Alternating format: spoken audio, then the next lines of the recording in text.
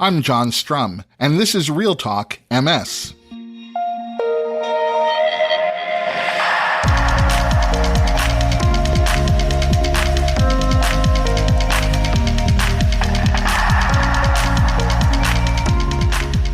It's May 16th, and we have a lot to talk about. Today we're going to wrap up our coverage of the Pathways to Cures Global Summit that took place just a couple of weeks ago in New York. If you happen to miss last week's episode, I'll recommend that you listen to that episode of Real Talk MS, episode number 297, before you listen to this episode. And you'll find a link to episode 297 in today's show notes. If you did listen to last week's episode, I think it bears repeating that this event that brought together representatives from 15 countries, 20 endorsing MS organizations, and 189 leaders from across the MS movement, who were all focused on stopping MS progression, restoring lost function, and ending MS forever. For me, it was nothing less than a historic moment. But before we get to my coverage of the Pathways to Cures Global Summit, something happened just yesterday that I want to share with you. Some of you might remember that back in March 2019, a research team published a study on the prevalence of MS in the United States. This study received a lot of attention because it had been decades since the prevalence of MS in the United States had been measured, and those decades-old numbers showed that about 400,000 Americans were living with MS. The updated study showed that the actual number was almost 1 million. That's a big jump, and it made a big difference, not only in raising awareness of MS, but in public policy, where it had an impact on funding for MS research and allocating federal, state, and local resources aimed at supporting people who were living with MS. If you'd like to hear more about that study, please check out Real Talk MS, episode number 81, and you'll find that link in today's show notes. But let's get back to yesterday. Because yesterday, a study was published in the Journal of the American Medical Association, and this study looked at the prevalence of MS in the United States by race, ethnicity, age, sex, and geographic region. The study results are fascinating. They certainly lay to rest the myth that was once assumed to be true, that multiple sclerosis was a disease that affected people of European, primarily Western European, descent. In other words, for the longest time, people, including healthcare professionals, believed that MS only affected white people. And because this was a belief among physicians, including neurologists, it meant that it could take years for members of an ethnic or racial minority population to even be diagnosed with MS, let alone treated. And sometimes it meant that members of these underserved communities were never properly diagnosed. Well, I'd like to tell you that this was all in the distant past, but as some of you can personally attest to, that wouldn't be true. There are still neurologists, perhaps somewhere in solo practice in a rural area, who still believe that MS is a white woman's disease. That's why this updated study that looks at the prevalence of MS through the lens of race, ethnicity, age, sex, and geography is so important. Because, once again, this study will raise awareness and rebalance the equity associated with distributing resources to support everyone who may be living with MS. The results of the study show that while MS does impact white women, it also impacts Blacks or African Americans, members of the Hispanic or Latinx community, and members of other ethnic minorities. And the study provides some real insight into the geographic distribution of MS among these racial and ethnic groups. We're going to take a deeper dive into this study in next week's episode of the podcast, but this is an important study, the results of which I've been looking forward to seeing published for a while now. And I wanted to make sure that the study was on your radar just as soon as those results were published. As I mentioned a moment ago, in today's episode of Real Talk MS, we're wrapping up our coverage of the Pathways to Cures Global Summit. This event It was one of those rare times where I felt privileged to be in the room with about 200 of the top MS experts in the world, talking about the steps they were going to collaboratively take and the research gaps that needed to be filled in to achieve the goals of the Pathways to Cures initiative.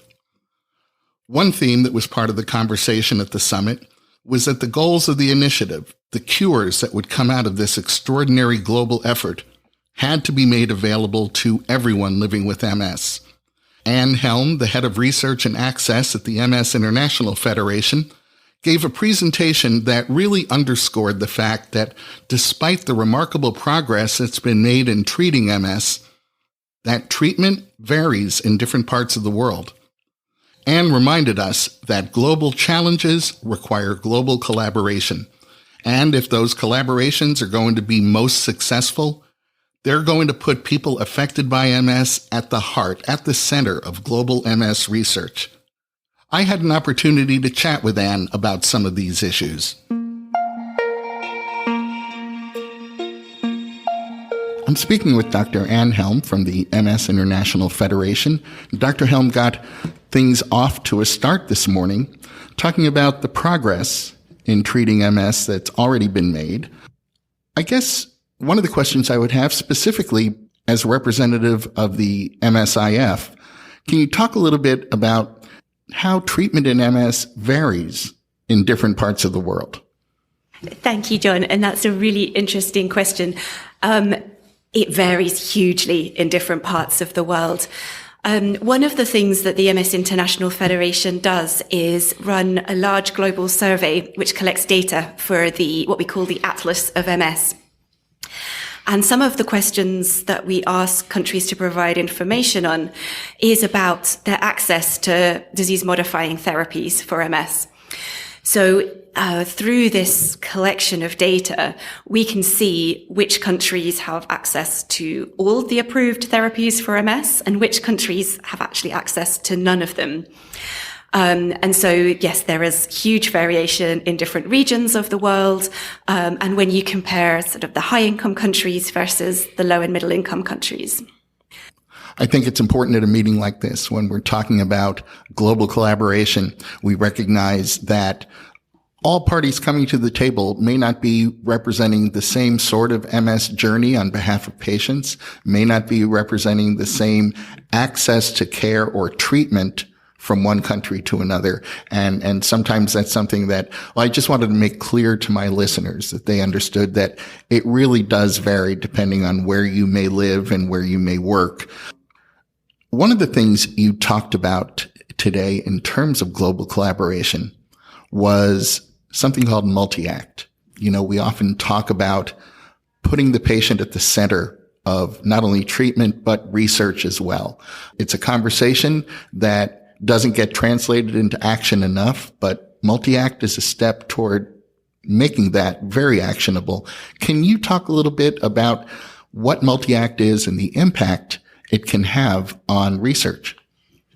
So multi-act is a framework or a set of guidance that can help organizations and these sort of big collaborations really think carefully about who to involve, when to involve them, how to involve them throughout the whole process of research.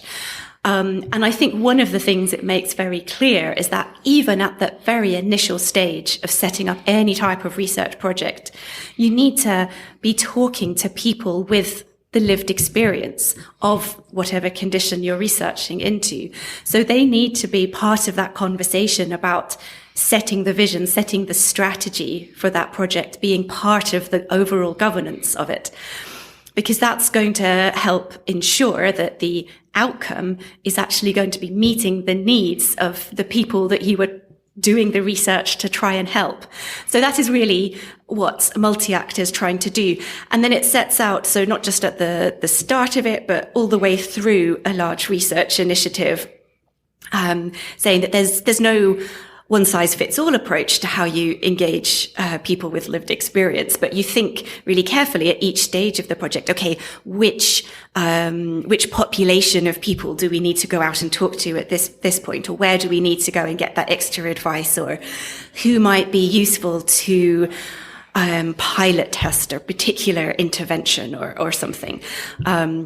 And so, yes, it's really trying to make sure that there's a very thoughtful and considered and sort of scientific approach to how we engage, and not just people with the lived experience, but all of the different players in research. So, the funders, the private sector, the patient organizations, the researchers, the doctors, whoever might be needing to be part of delivering the research initiative overall. Well, I think you make an excellent point that everyone who is a stakeholder, everyone who is involved in a research initiative, the more they can be a part of that process where they can add value based upon the expertise that they bring to the table, can't help but make the project better. Absolutely. Well, Dr. Anhelm, thank you for all you do for people living with MS literally around the world. And thanks so much for taking a couple of minutes to talk with me. Not at all. Thank you very much. One of the things that I talked about with Anne was the importance of seeing people affected by MS not only as a source of data, but how engaging them in every aspect of an MS research project makes that project better. Paola Zaratin from the Italian MS Society is one of the leading voices in the world when it comes to what she describes as the science of research governance. Paola is the chief architect of MultiAct, a framework for engaging all the stakeholders, including people affected by MS, in every phase of health research and innovation. MultiAct has been endorsed by the European Brain Council, and I talked with Paola about the science of research governance and MultiAct. Paola Zaratin from the Italian MS Society is here at the Pathways to Cures Global Summit. And Paola, in your presentation this morning, you talked about the science of research governance. That's going to be a term that I don't think a lot of my listeners are familiar with, although they should be. So maybe you can explain what that is. Thank you very much for your question, because, science of research governance is near my heart. It's made up of different components, I would say. You need to have in place, modality and science that will help you to enable a unique ecosystem between research and care. What I mean with this? You need a bridge for research to walk across and become a cure. And to build this bridge, you need the active participation of people affected by MS. They can make a huge difference in building this bridge. And so, but to achieve this goal, you need science, you need the model, you need a scientific framework to engage and to make out of their contribution the best. And this is why, we have been inspired by European Commission in following the responsible research innovation principle that help us to build this bridge, help us to work with the people affected by MS, to co-create with them to build the bridge. Perhaps it's not completely built, but I'm confident that we are in the right direction. The other component is the science of collaboration. Why? Because patient engagement is not only the business of patient, of people affected by MS. Is something as a responsibility of the other stakeholder to make sure that people affected by MS will be part of our research agenda.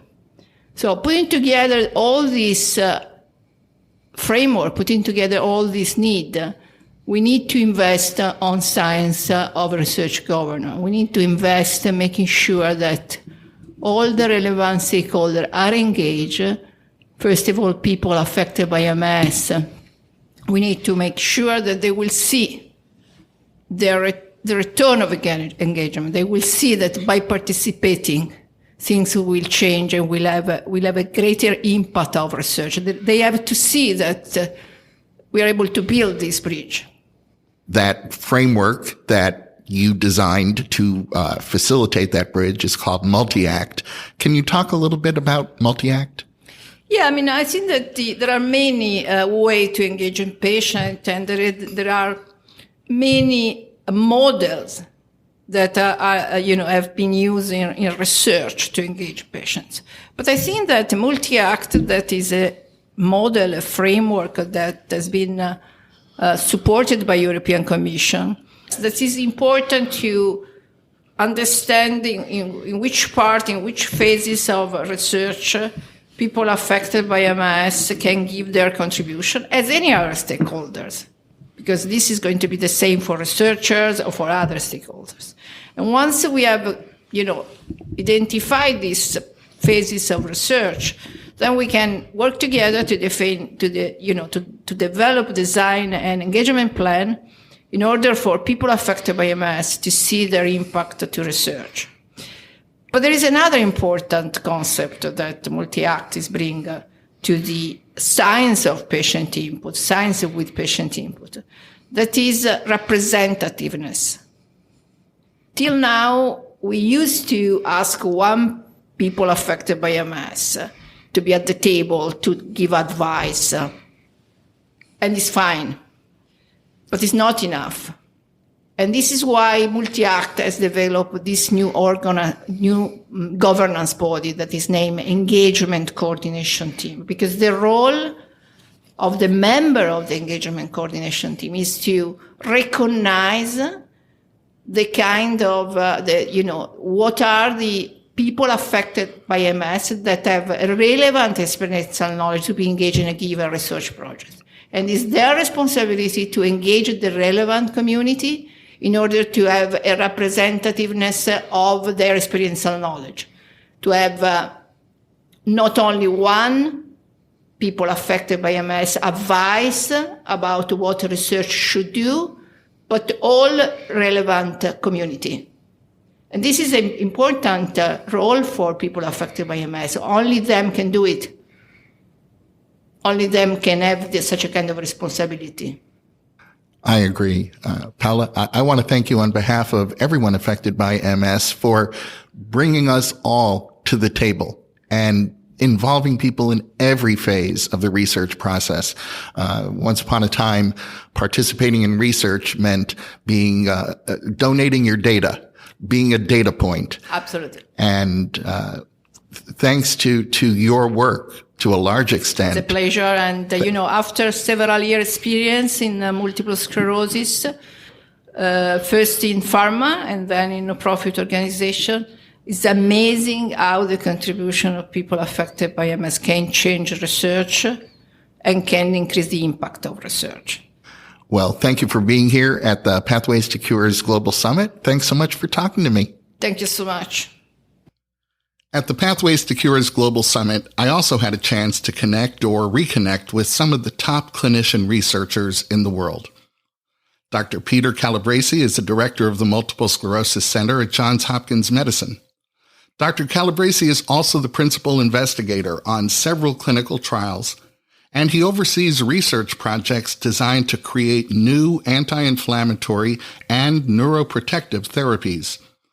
Dr. Calabresi is leading research focused on validating a protein in the blood called neurofilament light chain as a biomarker for MS, and he and I had a chance to talk at the Global Summit. We're talking with Dr. Peter Calabresi from Johns Hopkins University. Dr. Calabresi, we're here discussing pathways to cures, and I'm just curious, how do you imagine someone living with MS should be processing this notion, this initiative, Pathways to Cures? I think people should come away realizing that there's great hope for the disease right now.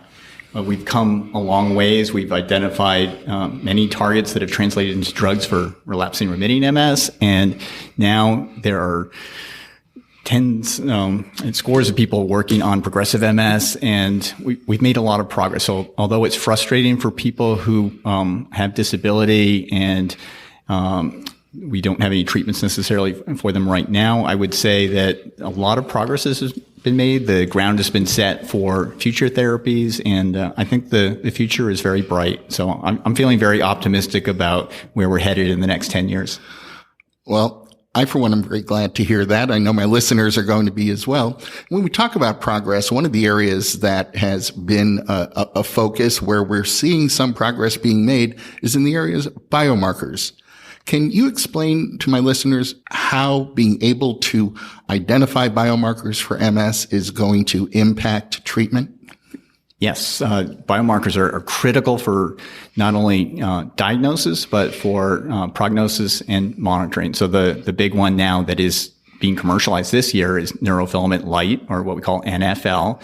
And many groups around the world have basically found the same data that NFL levels are elevated in people with MS, more so when there is ongoing disease activity.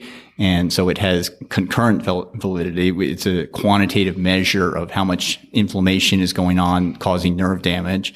But it also has predictive validity, so that we know that people who have elevated neurofilament, especially several tests in a row, are more likely to accrue disability. Now, the good news is that there's already data that if you intervene with a high efficacy drug, that you can change the course of that. So a clinician can start to use this and see someone who may be at high risk for having future disability, intervene and see if the treatment is working because the neurofilament levels drop. Now, that all works really well right now, apparently, in relapsing remitting MS, but we need the same kinds of biomarkers for progressive MS, because instead of having the peaks of inflammation that result in high levels that we can measure in the bloodstream, in progressive MS, everything's happening in a slow, insidious fashion. And we need to be able to interrogate mechanisms by which that's happening. There's some promise. Some of the glial cells that we know are participating in progressive MS release products that we can measure in the bloodstream like GFAP, and that's starting to show a signal. But I think it's going to be perhaps a panel of biomarkers for progressive MS, and we still have more work to be done there. You know, the goals of the Pathways to Cures initiative are to stop MS in its tracks, to restore lost function, and to end MS forever. How do you define cure? For me, a cure is relieving the suffering that young people have to endure, the uncertainty of the disease. We all have something. We're all going to die. So I think of it as living a good, happy, high quality of life. And I think we're getting there. Many of our patients who get on the high efficacy therapies early are doing extremely well. Now that they have the luxury of having these available right at the beginning of their disease. And we're starting to make inroads on people in the sort of interim period, 10 or 20 years into the disease. But we, of course, still have work to be done. So I say that if we look back, we've come a long ways, but we were setting the stage for the next generation of therapies that will impact on the progressive folks. I really appreciate that you called out the uncertainty of living with MS and what's that like. I think a lot of times when we talk about multiple sclerosis, we tend to talk about it either in terms of symptoms or progression. And frankly, I think for an awful lot of people, the most difficult aspect of living with MS is not knowing how you're going to be tomorrow when you wake up, not knowing, living under that healthcare sword of Damocles, where you just don't know if a symptom will get worse, if a new symptom might develop, and what the future might look like. But I appreciate you calling out the uncertainty. I think it's probably something that isn't talked about enough and perhaps weighs on people's minds more than we may realize. I think it's a really great point. And some of the tools that we use are very biologically based, but not necessarily function and outcome based. And so we need to understand that. We need to understand that on a hot day, some of my patients can't walk in from the parking lot to the supermarket. And for them, that feels like it's an exacerbation of their disease, although we would call that a transient physiologic recrudescence of symptoms. So there needs to be more connection between the healthcare providers and people who suffer from these diseases. But I think we're actually making inroads. I think that more and more meetings like this, where we have all the stakeholders at the table, really help make progress. Well, again, speaking of progress, Dr. Peter Calabrese, thank you for all the progress you have been responsible for to date and all the rest we can look forward to. Appreciate all that you do for people who are living with MS, both in the clinic and the lab. And thanks so much for spending a couple minutes talking with me. Well, thank you. I'm really privileged to be part of the team. Dr. Daniel Antoneda is an associate professor of neurology and medicine at the Cleveland Clinic Lerner College of Medicine at Case Western Reserve University and a clinician researcher at the Cleveland Clinic Neurological Institute's Mellon Center for Multiple Sclerosis. Among his research activities, Dr. Antoneda is the lead principal investigator for Deliver MS, a large international multi-center study that's analyzing the benefits of treating MS by starting someone on a very safe, moderately effective disease-modifying therapy and then only escalating to a stronger therapy when the current therapy seems to no longer be working for them, versus treating MS by starting someone on a more powerful, high-efficacy disease-modifying therapy. I had a chance to ask Dr. Antoneda how someone who's living with MS should be thinking about the Pathways to Cures initiative. We're talking with neurologist Dr. Daniel Antoneda from the Cleveland Clinic. And Daniel, this has been talked about as convening the world to take us to the next evolutionary stage of the Pathways to Cures research initiative. Let me ask you, how should someone who's living with MS think about Pathways to Cures? Yeah, so thanks so much, John, for the opportunity to talk to you. And also, it's really great being here and being able to share with, all the stakeholders, the individuals, people with MS, and a lot of our research collaborators and scientists at this meeting. So I think, from, a person living with MS, the perspective of what this meeting means is, I think the first thing we try to recognize is the fact that we've come a long way. And MS is now a treatable disease. And what we're trying to do is trying to figure out what's the parts of MS that we can't treat. And then second, how can we stop the disease altogether? And I think that these questions are things that you have to propose with a big idea in mind, really trying to change and revolutionize what we're doing. So take things to the next level. I think that when we think about getting research scientists together in a room, sometimes we think about a dry meeting that might be, entangled with some science issues. But the truth is that a lot of what happens at this meeting is the voice of people with MS. What do we need to do differently so that we can actually eradicate the disease completely? And I think that really we need, the voice of individuals with MS to remind us that we have to be bold in our questions. We have to try to answer these problems with, all the players in mind. So it's really a different approach to how, research normally is conducted, which is normally people sit down and decide, I'm going to study this or I'm going to study that. I'm going to publish a paper on this. Here, it's not about that. It's really about how can we transform the field? How can we make living with MS better for all of those who are affected by it? And how can we prevent it from occurring altogether? Well, I think to your point, here we are halfway through the first day of the meeting. And the first part of the day was a presentation on exactly how people affected by MS get integrated into the research process, really fully engaged as opposed to being data points. And then the next conversation was about stopping MS. And what impressed me is the focus was not only on stopping MS for people who have been diagnosed and are somewhere along the typical MS journey that we tend to think about, but stopping MS among people who haven't been diagnosed, who actually have not experienced a single symptom yet, that prodromal phase of MS. Fascinating conversation, a really fascinating kind of focus. It expands that timeline where we typically think your MS journey begins on your day of diagnosis. Well, I think I think that certainly is a milestone that every patient remembers to the minute, if not the second, when that occurs. But now we're seeing that efforts are being made to intervene so maybe you don't experience that day. Yeah, that's correct. I was just asked, what does a cure mean to me? And to me, a cure means that I don't have to diagnose any more MS patients. So we avoid that, that experience altogether. And I think that's something that, with certain developments in the field, I think the first thing we need to do is identify who are the people who are at risk of developing MS, right? Even if they haven't developed it yet, first we need to identify them.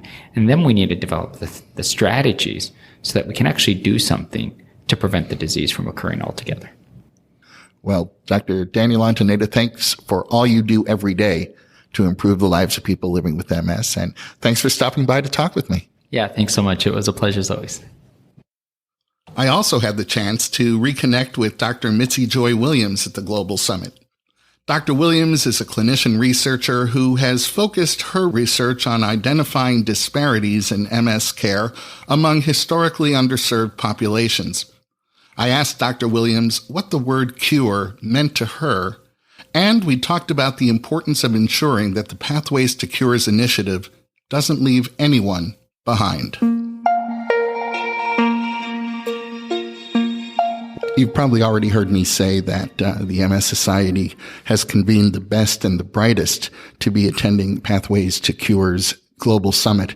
I would say my next guest, Dr. Mitzi Joy Williams, completely defines what the best and the brightest really means in MS research as well as clinical work. Dr. Williams, how should someone who's living with MS think about Pathways to Cures? Yeah, thanks for having me, John. This is so exciting.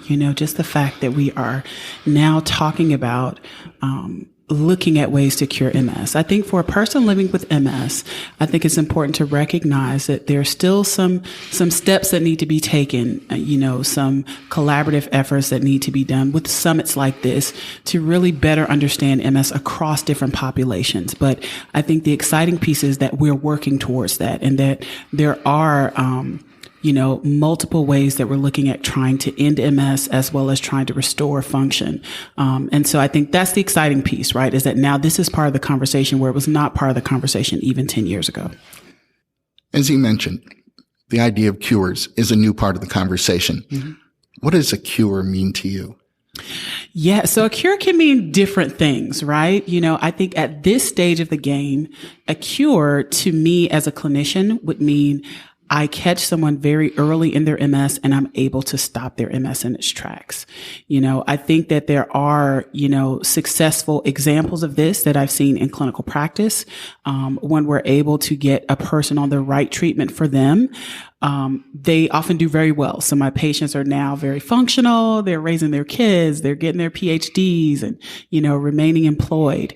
I think, so for me, that's a cure. I mean, ultimately, I think in the grand scheme of things, a cure is being able to identify people before they have symptoms, when they're at that risk factor stage, and to be able to stop disease progression at that point.